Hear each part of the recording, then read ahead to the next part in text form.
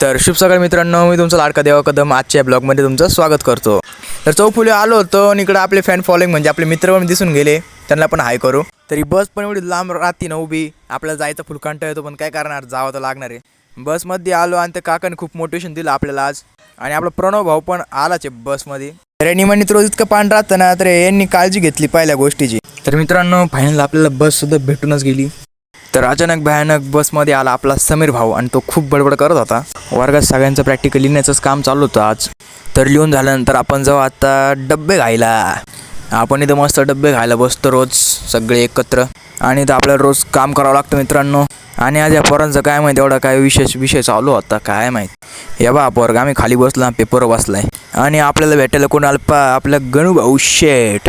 आणि सरांनी पा आपल्याला आज किती मोठा फ्लॅट दिला होता कट करायला, त्याच्यासाठी आपण आज घेऊन आलो होतो ग्राइंडर कट करण्यासाठी।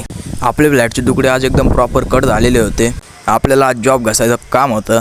तर भरपूर वेळाने बस आपल्याला भेटली, आपण CBSला पोहोचलो, आणि आपल्याला दिसले आपले परत मित्र समीर भाऊ आणि प्रणव भाऊ। CBS पासून परत आपल्याला बस भेटली 210। त्या बसमध्ये बसलो, पण त्या बसमधून खूप पाणी ना टिप टिप टिप टिप गळत होतं सारखं, पण त्याचा विचार केला, पण आपण काही करू शकत नव्हतं म्हणून गपचूप बसून घेतलं। हे आपल्या कार्यकर्त्यांनी PUBG गेम घेतला आज, पहिल्यांदा खेळतोय। फायनली खूप वेळाने आपण पोहोचलो दिंडोरीला पोहोचलोच, आणि आपल्याला लगेच भेटला आपला दीपक भाऊ। त्यांनी आपल्याला घरी सोडलं, आणि त्यांनी घरी सोडलं। आता भेटूया आपण उद्याच्या ब्लॉगमध्ये, धन्यवाद।